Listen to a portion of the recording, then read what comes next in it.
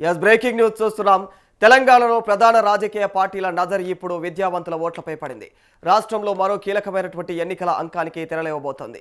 వచ్చే ఏడాది ఫిబ్రవరి మాసంతో గడువు ముగియనున్నటువంటి 2 పట్టభద్రుల ఎమ్మెల్సీ స్థానాలకు ముందస్తు వ్యూహాలు ప్రతివ్యూహాలు ఇప్పుడే మొదలయ్యాయి. ముఖ్యంగా ప్రధాన ప్రతిపక్షం బీఆర్ఎస్ ఈ ఎన్నికలను సవాల్గా తీసుకుంటోంది. గత ఎన్నికల పరాభవం నుంచి కోలుకొని కేడర్లో నూతనోత్సాహం నింపేందుకైతే మరి ఈ పట్టభద్రుల ఎన్నికలను ఒక మైలురాయిగా మార్చుకోవాలని గులాబీ దళం భావిస్తోంది.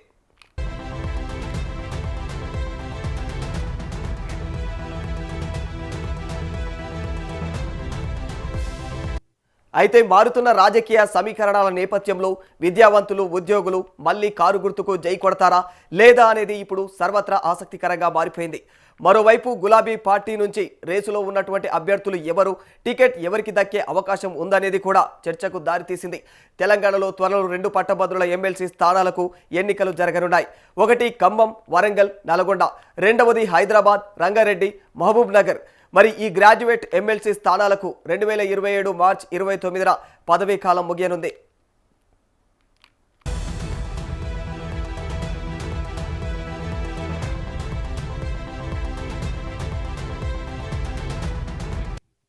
గతంలో ఈ 2 స్థానాలు బీఆర్ఎస్ పార్టీకి సిట్టింగ్ స్థానాలుగా ఉన్నాయి. ఉప ఎన్నికల్లో ఖమ్మం, వరంగల్, నల్గొండ స్థానంలో బీఆర్ఎస్ ఓడిపోయింది. తిరిగి వచ్చే ఏడాది మరి ఈ 2 స్థానాలకు ఎన్నికలు జరగనున్నాయి. ఈ సెప్టెంబర్ నుంచి ఓటరు నమోదు ప్రక్రియ ప్రారంభం కానుంది. అయితే ప్రస్తుతం ఖమ్మం, వరంగల్, నల్గొండ గ్రాడ్యుయేట్ ఎమ్మెల్సీగా తీన్మార్ మల్లన్న కొనసాగుతున్నారు. ఉప ఎన్నికల్లో కాంగ్రెస్ అభ్యర్థిగా పోటీ చేసి గెలిచారాయన. అంతకుముందు 2 సార్లు ఇదే స్థానం నుంచి పల్లా రాజేశ్వర్ రెడ్డి బీఆర్ఎస్ అభ్యర్థిగా పోటీ చేసి గెలిచారు. ఇక హైదరాబాద్, రంగారెడ్డి, మహబూబ్ నగర్ స్థానం నుంచి సురభి వాణిదేవి ఎమ్మెల్సీగా ప్రాతినిధ్యం వహిస్తున్నారు. మాజీ పీఎం పివి నరసింహారావు కుమార్తెగా వాణిదేవికి మంచి గుర్తింపు ఉంది.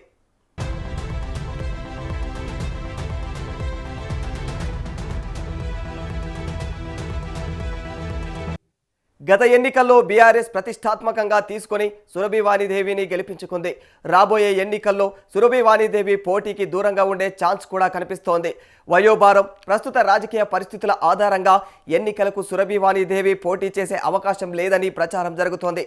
దీంతో ఇక్కడ కొత్త అభ్యర్థి కోసం గులాబీ పార్టీ పరిశీలన చేస్తున్నట్లుగా విశ్వసనీయ సమాచారం.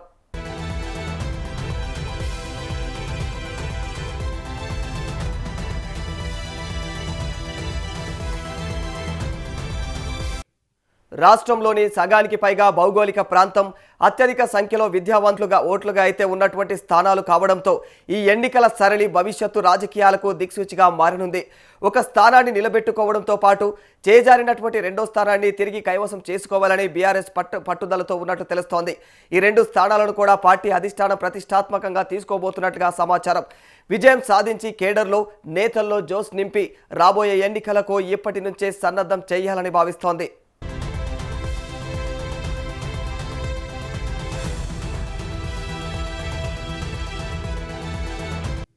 ఖమ్మం, వరంగల్, నల్గొండ పట్టభద్రుల స్థానంలో గత ఉప ఎన్నికల్లో ఏనుగుల రాకేష్ రెడ్డి బీఆర్ఎస్ అభ్యర్థిగా పోటీ చేశారు. ఆ ఎన్నికల్లో కాంగ్రెస్ పార్టీ మద్దతు ఇచ్చినటువంటి తీన్మార్ మల్లన్నపై ఓడిపోయారు. అప్పటి నుంచి ఇదే గ్రాడ్యుయేట్ ఎమ్మెల్సీ స్థానంపైన ఫోకస్ పెట్టి ఏనుగుల రాకేష్ రెడ్డి పనిచేస్తూ ఉన్నారు. పోటీ పరీక్షలకు ఈ క్లాస్ యాప్ ప్రారంభించారు.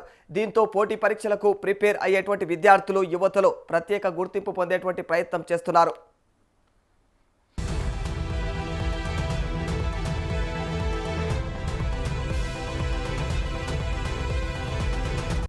ఈ క్రమంలోనే 3 ఉమ్మడి జిల్లాలలో పర్యటిస్తున్నారాయన. నిరుద్యోగుల సమస్యలపైన, ప్రభుత్వం ఇచ్చినటువంటి హామీలు, నిరుద్యోగ భృతి, జాబ్ క్యాలెండర్, నోటిఫికేషన్లు, ఫీజు రియంబర్స్మెంట్ అంశాలపైన గలం ఎత్తుతున్నారు. జనగామ ఎమ్మెల్యే పల్లా రాజేశ్వర్ రెడ్డి మద్దతు సైతం ఈయనకు బలంగా ఉంటుంది. గులాబీ అధిష్టానం సైతం మరోసారి ఏనుగుల రాకేష్ రెడ్డికి టికెట్ ఇచ్చే ఛాన్స్ ఎక్కువగా ఉందని చెప్పేసి విశ్వసనీయ వర్గాల నుంచి సమాచారం. గత ఎన్నికల్లో ఓడిన సానుభూతి కలిసి వస్తుందని గులాబీ పార్టీ సైతం లెక్కలు వేసుకుంటోంది.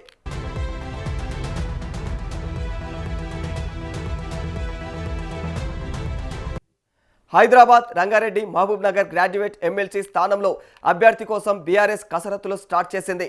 నాగర్ కర్నూలు జిల్లాకు చెందినటువంటి ఐఆర్ఎస్ అధికారి పేరు ప్రముఖంగా వినిపిస్తోంది. మరి బీసీ సామాజిక వర్గానికి చెందినటువంటి అధికారి వీఆర్ఎస్ తీసుకుని ఎన్నికల్లో పోటీ చేసేందుకు కూడా రెడీగా ఉన్నట్లు పార్టీలో చర్చ జరుగుతోంది.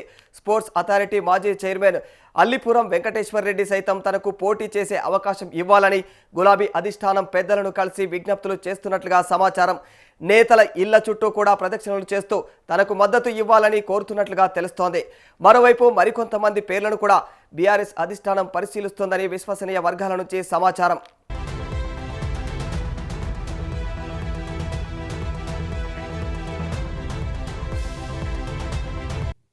గత ఎన్నికల్లో యువత నిరుద్యోగులు కాంగ్రెస్ వైపు మొగ్గు చూపడం బీఆర్ఎస్కు గట్టి ఎదురుదెబ్బ తగిలింది.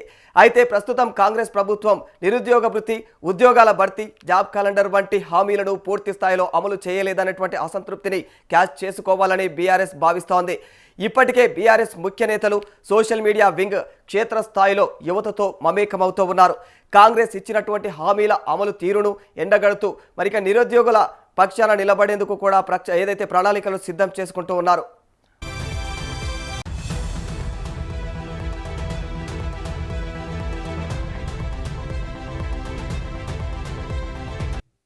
ఎమ్మెల్సీ ఎన్నికల్లో గెలుపును శాసించేది ఓటర్ల నమోదు. కొత్తగా డిగ్రీలు పూర్తి చేసినటువంటి వారిని, పాత ఓటర్లను మళ్లీ నమోదు చేసే ప్రక్రియపైన బీఆర్ఎస్ శ్రేణులు ఇప్పటికే ఫోకస్ పెట్టాయి.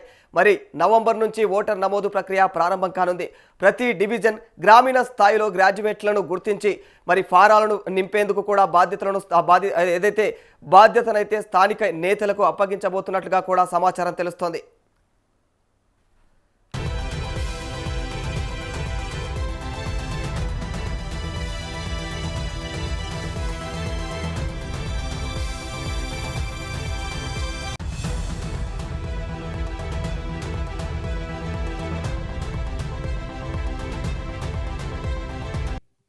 అయితే అధికార బలంతో 2 స్థానాలను క్లీన్ స్వీప్ చేయాలని కాంగ్రెస్, విద్యావంతుల్లో తమకున్నటువంటి పట్టుతో సత్తా చాటాలని బీజేపీ ఉవ్విళ్లు ఊరుతా ఉన్నాయి.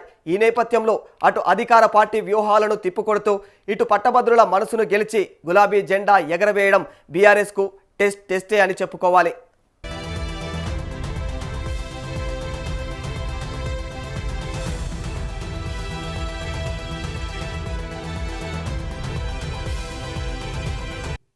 అసెంబ్లీ ఎన్నికల్లో ఎదురైన పరాభవం, ఆ తర్వాత మారిన రాజకీయ సమీకరణల నేపథ్యంలో మళ్లీ పుంజుకోవడానికి ఈ పట్టభద్రుల ఎన్నికలను ఒక వేదికగా మార్చుకోవాలని గులాబీ దళం వ్యూహాలు రచిస్తోంది.